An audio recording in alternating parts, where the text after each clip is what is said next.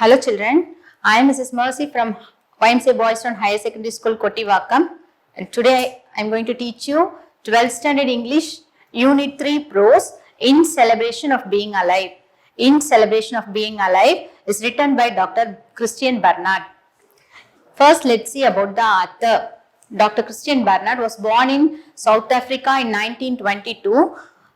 He was determined to pursue medicine after the loss of his brother to a cardiac arrest. அவங்க வந்து 1922ல south ஆப்பிரிக்கால பிறந்திருக்காங்க and அவங்களுடைய brother வந்து cardiac அரஸ்ட்ல இறந்து போயிடுறாங்க. அதுக்கப்புறம் தான் அவங்க மெடிசன் எடுத்து படிக்கணும் அப்படின்னு டிசைட் பண்றாங்க. And then he became a specialist in cardiac surgery. 1967ல ஃபர்ஸ்ட் ஹியூமன் ஹார்ட் டிரான்ஸ்பிளான்டேஷன் யார் பண்ணிருக்கா அப்படின்னா டாக்டர் கிறிஸ்டியன் பர்னார்ட் தான் பண்ணிருக்காங்க.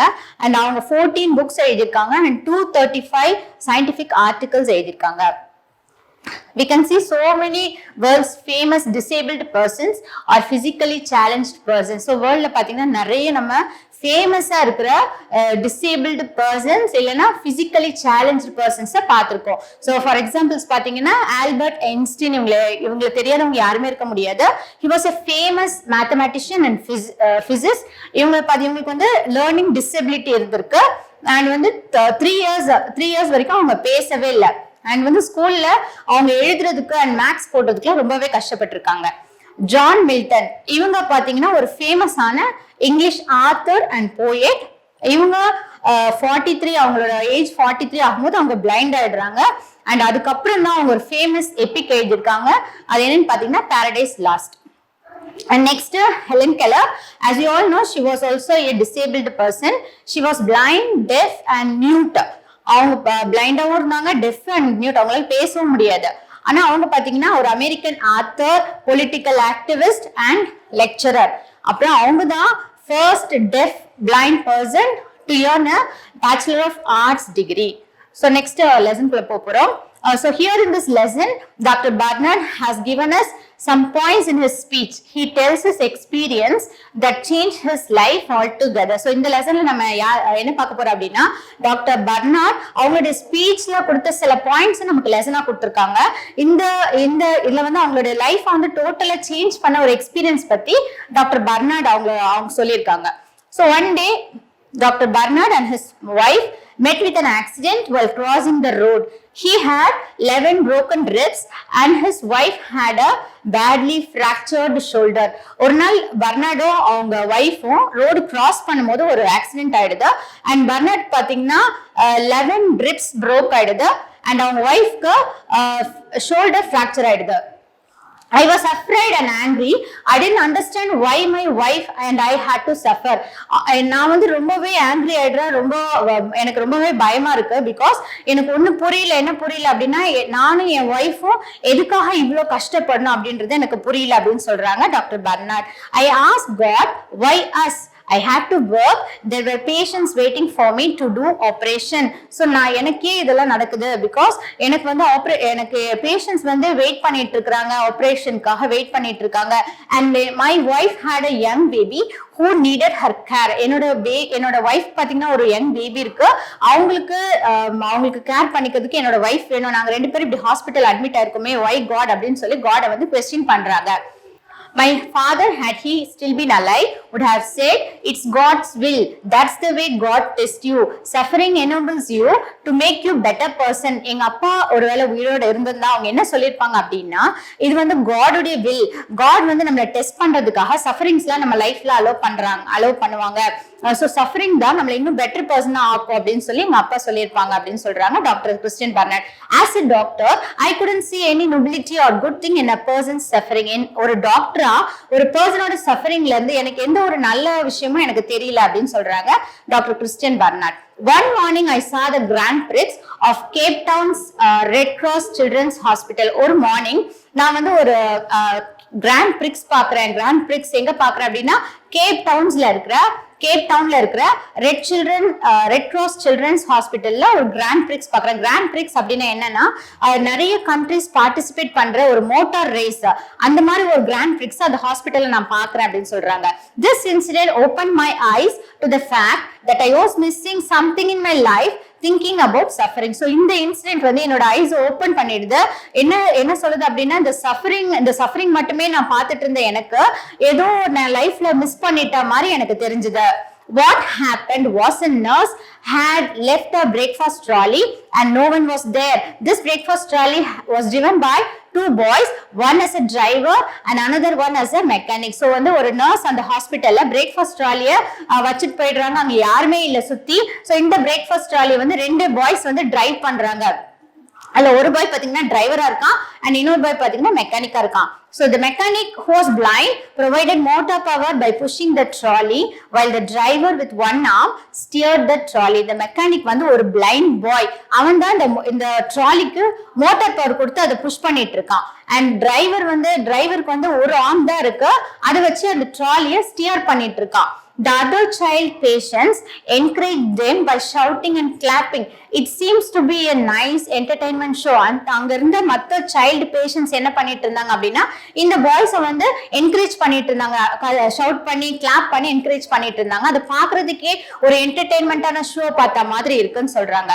Let me tell you about these two boys. The mechanic was 7 years boy. In a fire accident, he lost his eyesight. நான் வந்து இப்போ அந்த ரெண்டு பாய்ஸ் பத்தி சொல்ல போறேன். அந்த மெக்கானிக் யார் அப்படின்னா, ஒரு 7 years boy, அவன் ஒரு ஃபயர் ஆக்சிடென்ட்ல அவனோட ஐசைட்டை வந்து லாஸ் பண்ணிடுறான். Time of grand prix, he was with a disfigured face and long flap of skin hanging from the side of his neck. He saw me and said, "You know, we won," and he was laughing. So அந்த grand prix நடக்கும்போது அந்த blind பாயோட face பாத்தீங்கன்னா டிஸ்ஃபிகர்டா இருக்கு and அவனுடைய skin பாத்தீங்கன்னா neck வரைக்கும், அவனோட ஃபேஸ்ல இருக்க ஸ்கின் நெக் வரைக்கும் ஹேங் ஆயிட்டு இருக்கு. அவன் என்ன பார்த்து என்ன சொன்னான் அப்படின்னா, உங்களுக்கு தெரியுமா நாங்க இந்த கிராண்ட் பிரிக்ஸ்ல வின் பண்ணிட்டோம் அப்படின்னு ஹாப்பியா சொல்றான். The trolley's driver I knew better. Few years before I had successfully made a heart operation for him, and few days before he was admitted in the hospital as he had bone tumor. So the trolley-oda driver பாத்தீங்கன்னா எனக்கு நல்லாவே தெரியும் அப்படின்னு சொல்றாங்க doctor Christian Barnard. கொஞ்சம் வருஷத்துக்கு முன்னாடி அவனுக்கு நான் தான் ஹார்ட் ஆபரேஷன் பண்ணேன் அண்ட் இப்போ அகைன் அவன் வந்து அட்மிட் ஆயிருக்கான். எதுக்கு அப்படின்னா அவனுக்கு வந்து போன் டியூமர் இருக்கு. டியூமர்னா கட்டி, போன் டியூமர் இருக்கு. His shoulder and arm were amputated from his body. So வந்து அவனோட ஷோல்டரும் ஒரு ஆர்மையும் நாங்க ஆப்ரேட் பண்ணி ரிமூவ் பண்ணிட்டோம் அப்படின்னு சொல்றாங்க டாக்டர். இந்த ட்ராலியோட டிரைவர் எனக்கு கொஞ்ச நாளைக்கு முன்னாடி தெரியும். கொஞ்சம் வருஷத்துக்கு முன்னாடி அவனுக்கு ஒரு ஹார்ட் ஆப்ரேஷன் நான் தான் பண்ணேன். ஸோ கொஞ்ச நாளைக்கு முன்னாடி அகைன் அவன் ஹாஸ்பிட்டல் அட்மிட் ஆயிருக்கான். எதுக்கு அப்படின்னா போன் டியூமர் அவனுக்கு இருக்கிறதுனால அட்மிட் ஆயிருக்கான். ஸோ இந்த ஆப்ரேஷன்ல பாத்தீங்கன்னா நாங்க வந்து அவனோட ஷோல்டர் அண்ட் அவனோட ஆர்மை வந்து நாங்க ஆப்ரேட் பண்ணி ரிமூவ் பண்ணிட்டோம் அப்படின்னு சொல்றாங்க doctor Christian Barnard. Suddenly I realized that these two children had given me a profound lesson. So இப்பதான் ஒன்னு நான் ரியலைஸ் பண்றேன். என்ன ரியலைஸ் பண்றேன் அப்படின்னா, இந்த ரெண்டு சில்ட்ரனும் எனக்கு ஒரு profound lesson, அதாவது ஒரு ஆழமான ஒரு லெசன் எனக்கு சொல்றாங்க. Because the business of living is joy in the real sense of the word, not just something for pleasure. The business of living is the celebration of being alive. நம்ம வந்து நிறைய பேர் என்ன நினைச்சுக்கிறோம் அப்படின்னா, நம்ம லைஃப் வந்து ஜாலியா இருந்தா ஹாப்பியா இருந்தா தான் நம்மளால அதை கண்டினியூ பண்ணி போக முடியுதுன்னு நினைக்கிறோம். பட் அப்படி கிடையாது. நம்ம எப்போ நம்ம வந்து உயிரோட இருக்கிறதே நம்ம ஒவ்வொரு நாளும் நம்ம செலிப்ரேட் பண்ணணும் அப்படின்னு சொல்றாங்க doctor Christian Barnard. What we have lost is not important and what we have left is important. So நம்ம கிட்ட என்ன இல்லையோ அது இம்பார்ட்டன்ட் கிடையாது. நம்ம கிட்ட என்ன லெஃப்ட் என்ன மிச்சம் இருக்கோ அதுதான் நமக்கு இம்பார்ட்டன்ட் அப்படின்னு சொல்லியிருக்காங்க doctor Christian Barnard. So children, be happy with what you have. So this is the end of this lesson and now we are going to learn an interesting poem. The topic of the poem is All the World's a Stage. All the World's a Stage was written by William Shakespeare. So let's see about William Shakespeare. William Shakespeare was an English dramatist. He was born in England and he was born in the year 1564. William Shakespeare ஒரு ஃபேமஸான English dramatist. அவங்க 1564ல இங்கிலாந்துல பிறந்திருக்காங்க. He is called as the father of English dramatist. He is also called as England's national poet. So வந்து அவங்கள வந்து father of English dramatist னு சொல்லுவாங்க and England's national poet அப்படின்னு சொல்லுவாங்க. So now let's see about William Shakespeare. William Shakespeare was an English dramatist and he was born in England and he was born in the year 1564. 1564ல England அப்படின்ற இடத்துல பிறந்திருக்காங்க William Shakespeare. அவங்க ஒரு ஃபேமஸான English டிராமாட்டிஸ்ட். அவங்கள வந்து ஃபாதர் ஆஃப் இங்கிலீஷ் டிராமாட்டிஸ்ட்னு கூப்பிடுவாங்க and then இங்கிலாந்துஸ் national போயிட்னு சொல்லுவாங்க. அவங்க 39 plays and 154 sonnets எழுதிருக்காங்க. Sonnets is nothing but a kind of poem. So he was very much interested in writing dramas and also acting in plays. அவங்க வந்து dramas எழுதுறதுல ரொம்ப interesting and அதுல act பண்றதும் ரொம்ப interesting அவங்களுக்கு. In this poem, William Shakespeare has described the 7 stages of man and he has explained this poem in a wonderful way. இந்த poemல William Shakespeare நமக்கு ஒரு மேனோட 7 stages of life பத்தி சொல்லியிருக்காங்க. அது ரொம்ப அழகாவும் நமக்கு எக்ஸ்பிளைன் பண்ணியிருக்காங்க. The 7 stages of man என்னெல்லாம் அப்படின்னு பார்க்கலாம். Infant stage, school going stage, lover stage, soldier stage, justice stage, old age stage and the last stage is second childishness stage. So இதெல்லாம் தான் நம்ம 7 stages. அதை பத்தி தான் நம்ம பார்க்க போறோம். Now let's see the poem lines with its explanation. All the world's a stage and all the men and women merely players. They have their exits and their entrances and one man in his time plays many parts.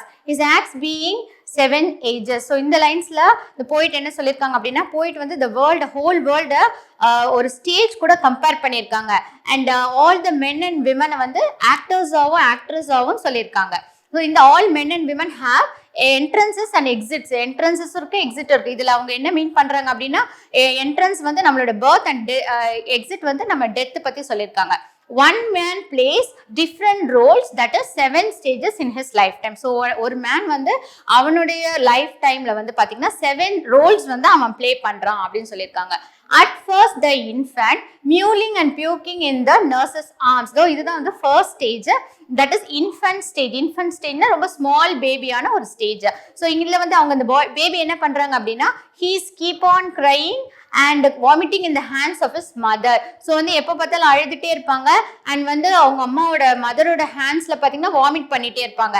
And he's highly dependent upon others. அவங்க வந்து அதை அடுத்தவங்களே சார்ந்து தான் இருக்கணும், depend பண்ணி தான் இருக்கணும். And then the winning school boy with his satchel and shining morning face creeping like snail unwilling to school. Second stage என்னன்னு பார்த்தீங்கன்னா ஸ்கூல் கோயிங் பாய் அந்த ஸ்டேஜ். ஸோ இதில் வந்து கொஞ்சம் க்ரோன் அப் ஆயிடுறாங்க, ஸ்கூல் பாய் ஆயிடுறாங்க. He's expressing unwillingness to carry his school bag to go to his school. அவங்க school பேக்கை தூக்கிட்டு ஸ்கூலுக்கு போறதுக்கு அவங்களுக்கு பிடிக்கவே இல்லை, பிடிக்காம போறாங்க. And he's moving like a snail, ஒரு ஸ்னெயில் மாதிரி மெதுவாக மூவ் பண்ணி போறாங்க. பட் அவங்களுடைய ஃபேஸ் பார்த்தீங்கன்னா ரொம்பவே ஷைனிங்கா இருக்கு அப்படின்னு சொல்றாங்க போயிட்ட. First stage is infant stage. இந்த இன்ஃபன்ட் ஸ்டேஜ் பார்த்தீங்கன்னா ஒரு ஸ்மால் பேபியோட ஸ்டேஜ். இந்த பேபி ஸ்டேஜ்ல பார்த்தீங்கன்னா his keep on crying and vomiting in the hands of his mother. எப்போ பார்த்தாலும் அழுதுகிட்டே இருப்பாங்க அண்ட் அவங்க மதரோட ஹேண்ட்ல வாமிட் பண்ணிட்டே இருப்பாங்க. And he's highly dependent upon others. அடுத்தவங்களை வந்து டிபெண்ட் பண்ணி தான் இருக்க முடியும் இந்த ஸ்டேஜ்ல. So second stage and then the whining school boy with his satchel and shining morning face creeping like snail unwilling to school. the second stage பார்த்தீங்கன்னா ஒரு ஸ்கூல் கோயிங் பாயோட ஸ்டேஜ். இந்த ஸ்டேஜ்ல ஒரு ஸ்கூல் பாய் மாதிரி வளர்ந்துடுறாங்க. now என்ன பண்றான் அப்படின்னா he is expressing unwillingness to carry his school bag to go to his school. அவன் ஸ்கூல் பேக் ஸ்கூலுக்கு போறதுக்கு, அவன் ஸ்கூல் பேக் எல்லாம் கேரி பண்ணிட்டு ஸ்கூலுக்கு போறதுக்கு அவனுக்கு விருப்பமே இல்லை. ரொம்ப ஸ்லோவா ஸ்னெயில் மாதிரி மூவ் ஆகிறான். he is moving like a snail but with a shining face. ஆனா அவனோட ஃபேஸ் எப்படி இருக்குன்னா ரொம்பவே ஷைனிங்கா இருக்கு அப்படின்னு சொல்றாங்க William Shakespeare. And third stage பார்த்தீங்கன்னா it's a lover stage. And then the lover sighing like furnace with a woeful ballad made to his mistress eyebrow. So this stage is a lover stage. In the stage அவங்க என்ன பண்றாங்க அப்படின்னா he is trying to do one or the other thing to attract his lover. So ஏதாவது ஒரு வேலை செஞ்சு அவங்க லவரை வந்து அவங்க அட்ராக்ட் பண்றதுக்கான எல்லா ட்ரையும் பண்ணிட்டே இருக்காங்க. he is singing sad songs to turn her attention towards him. அவங்க வந்து அவங்களுடைய ஆப்போசிட், அதாவது அவங்களுடைய லவரோட அட்டென்ஷனை திருப்புறதுக்காக அவங்க சேட் சாங்ஸ்லாம் பாடிட்டே இருக்காங்க. அண்ட் நெக்ஸ்ட் ஸ்டேஜ் பார்க்கலாம். தென் a soldier full of strange oaths and birded like the part, jealous in honor, sudden and quick in quarrel, seeking the bubble reputation even in the cannon's mouth. இது வந்து ஒரு soldier stage. Fourth stage என்ன ஸ்டேஜ்னு பார்த்தீங்கன்னா ஒரு சோல்ஜரோட stage. This is the fourth stage, that is the soldier stage. he will be very strict and stubborn. இந்த ஸ்டேஜ்ல எப்படி இருக்கானா ரொம்ப ஸ்ட்ரிக்ட்டா ரொம்ப ஸ்டபர்னா இருக்கான். he is giving strange promises and his beard looks like a leopard. அவன் வந்து நிறைய strange promises எல்லாம் கொடுத்துட்டே இருக்காங்க. and அவங்களுடைய beard பாத்தீங்கன்னா லெப்பர்ட் மாதிரி இருக்க, ரொம்ப ஃபார்மல் கட்லாம் பண்ணிருக்க மாட்டாங்க, லெப்பர்ட் மாதிரி கொஞ்சம் ஸ்டைலிஷா வச்சிருப்பாங்க. he will be very brave and bold to face any challenges in their life. so அவங்க ரொம்ப பிரேவாவும் ரொம்ப போல்டாவும் இருப்பாங்க. அந்த லைஃப்ல வந்து அவங்களோட லைஃப்ல எந்த சேலஞ்சஸையும் ஃபேஸ் பண்ற அளவுக்கு அவங்களுக்கு பிரேவா இருப்பாங்க. he is seeking for temporary praise from others. அடுத்தவங்க கிட்ட இருந்து டெம்பரரியான ஒரு புகழ்ச்சி வேணும்னு நினைப்பாங்க. இந்த ஸ்டேஜ் அவங்க ரொம்ப, இந்த ஸ்டேஜ்ல பாத்தீங்கன்னா அவங்க ரொம்பவே போல்டா ரொம்ப டேரிங்கான ஸ்டேஜ், அதான் soldier stage. And next stage பாத்தீங்கன்னா ஜஸ்டிஸ் ஸ்டேஜ். அந்த லைன்ஸ் பார்க்கலாம். and then the justice in fair round belly with good cape on lined with eyes severe and beard of formal cut full of white sauce and modern instances and so he places part. The fifth stage is justice stage. இத வந்து என்ன சொல்லலாம்னா ஒரு parental stage அப்படினு சொல்லலாம். இதுல வந்து பாத்தீங்கன்னா 40 to 50 ஏஜ் அந்த மாதிரி இருக்கிற men and women இதுல அடங்கிடுவாங்க. and now he has become an adult age. இவங்க வந்து adult stage போயிட்டாங்க with a round belly and beard of formal cut. இப்போ வந்து அவங்களோட belly, அதாவது அவங்களுக்கு தொப்பை வந்து பாத்தீங்கன்னா நல்ல round belly-ஆ இருக்கும் and beard of formal cut. அதாவது formal cut வந்து அவங்க beard வந்து எப்படி இருக்கும்னா formal cut-ஆ இருக்கும். soldier beard பாத்தீங்கன்னா ஸ்டைலிஷா இருப்பாங்க, இப்போ வந்து formal cut பண்ணிருப்பாங்க. now he is advising others and he can judge what is right and what is good and he can identify who is correct and who is wrong. so அவங்க நிறைய அட்வைஸ்லாம் கொடுத்துட்டே இருப்பாங்க and அவங்களுக்கு judge பண்ண முடியும் எது right and எது good அப்படின்ற ஜட்ஜ் பண்ண முடியும். அண்ட் அப்புறம் அவங்களுக்கு who is wrong, யார் வந்து ராங் பர்சன் யார் கரெக்ட் பர்சன் இதெல்லாம் அவங்களுக்கு வந்து ஐடென்டிஃபை பண்ண முடியும். So next stage is the sixth stage. In the stage பாத்தீங்கன்னா ஒரு weak old man stage பத்தி சொல்லிருக்காங்க. இந்த லைன்ஸ் பார்க்கலாம். The sixth age shifts into the lean and slippered pantaloon with spectacles on nose and pouch on side. His youthful horse well saved, a world too wide for his shrank and his big manly voice turning again towards childish treble pipes and whistles in his sound. so இந்த ஸ்டேஜ்ல weak old man stage ன்னு சொல்லிட்டேன். so இதுல பாத்தீங்கன்னா ஒரு 60 to 70 years of age இருக்கிற persons பத்தி பேசியிருக்காங்க. so அவங்க இப்போ என்ன ஆயிடுறாங்கன்னா ரொம்ப லீன் ஆயிடுறாங்க, ரொம்ப வீக் ஆயிடுறாங்க. அண்ட் அவங்களோட ஸ்பெக்டக்கிள்ஸ் பாத்தீங்கன்னா இப்போ அவங்க நோஸ்ல போட்டிருக்காங்க. அண்ட் அவங்க சைட்ல வந்து அவங்களோட ஷோல்டர் சைட்ல பாத்தீங்கன்னா ஒரு பெரிய லாங் பேக் போட்டிருக்காங்க. அந்த பேக்ல வந்து அவங்களுக்கு தேவையான திங்ஸ் எல்லாம் அவங்க கேரி பண்ணிக்கிறதுக்காக அந்த பேக்ல போட்டிருக்காங்க. ஸோ இப்போ அவங்களோட ஸ்டைலிஷ் லுக்லாம் மாறிடுச்சு. All his youthful stylish look has now changed. His manly voice has changed to a childish voice and due to his weakness his voice is hearing like a whistle sound. so இந்த stylish lookலாம் change ஆயிட்டு அவங்களுடைய manly voice எல்லாம் childish voice-ஆ திரும்ப turn ஆகுது. So அவங்களுடைய weakness காரணமா அவங்களுடைய sound எப்படி கேக்குது அப்படின்னா ஒரு விசில் சவுண்ட் கேட்குற மாதிரி கேக்குது. இப்போ அவங்க ஷோல்டர்ல பாத்தீங்கன்னா ஒரு லாங் பேக் போட்டிருக்காங்க. அவங்களோட திங்ஸ் அவங்க கேரி பண்ணிக்கிறதுக்கு அவங்களோட ஸ்டைலிஷ் லுக் எல்லாம் சேஞ்ச் ஆயிடுது. All his youthful stylish look has change now. இப்போ எல்லா ஸ்டைலிஷ் லுக்லாம் மாறி ஒரு ஓல்டு பர்சனோட லுக் வந்துடுது. His manly voice has changed to a childish voice and due to his weakness his voice is hearing like a whistle sound. அவருடைய manly voice வந்து ஒரு childish voice மாதிரி turn ஆயிடுது. அண்ட் அவங்களோட வீக்னஸால அந்த சவுண்ட் பாத்தீங்கன்னா whistle sound சேர்ந்து வர மாதிரி கேக்குது. அண்ட் லாஸ்ட் ஸ்டேஜ், இப்போ லாஸ்ட் ஸ்டேஜோட லைன்ஸ் பார்க்கலாம். Last scene of all that ends this strange eventful history is second childishness and mere oblivion, sans teeth, sans eyes, sans taste and sans everything. so this last stage is second childishness stage அப்படினு சொல்றாங்க poet. 80 to 90 years and above இருக்கிற persons பத்தி இதுல பேசியிருக்காங்க. he is nearing his end of his life. so அவனோட லைஃபோட எண்டுக்கு போயிட்டாங்க. now he forgets everything and he could not recognize even his own family members. அவங்களுடைய ஃபேமிலி மெம்பர்ஸே அவங்களால ரெகக்னைஸ் பண்ண முடியல அண்ட் அவங்களுக்கு டோட்டலா எல்லாமே மறந்த மாதிரி இருப்பாங்க. sans means without. sans அதோட மீனிங் என்னன்னு பாத்தீங்கன்னா without. அவங்களுக்கு வந்து அவங்களுக்கு he is without teeth, without taste, எதுவுமே எல்லாமே இல்லைன்ற மாதிரி ஆயிடும். ஸோ பாத்தீங்கன்னா அவங்களுடைய விஷன் வந்து கிளியரா இருக்காது அண்ட் வந்து அவங்க டோட்டலா எல்லாமே லூஸ் பண்ண மாதிரி இருப்பாங்க. Everything he loses everything. So these are the 7 stages of a man as written by William Shakespeare. Children, I hope you all understood how a man's life is temporary as the actors act in a drama. So வந்து நம்ம எப்படி ஒரு டிராமால ஒரு actor வந்து act அவங்க role முடிஞ்சதோ அந்த ஸ்டேஜை விட்டு இறங்கி போயிடுறாங்களோ அதே மாதிரி நம்மளும் இந்த வேர்ல்டு வந்து ஒரு டெம்பரரியான place, it's not a permanent place. நம்ம இங்கே ஸ்டே பண்ண முடியாது. ஸோ நம்ம ரோல் முடிஞ்சதும் நம்ம என்ன பண்ணிடுவோம் அப்படின்னா இந்த வேர்ல்டை விட்டு லீவ் பண்ணி போயிடுவோம்.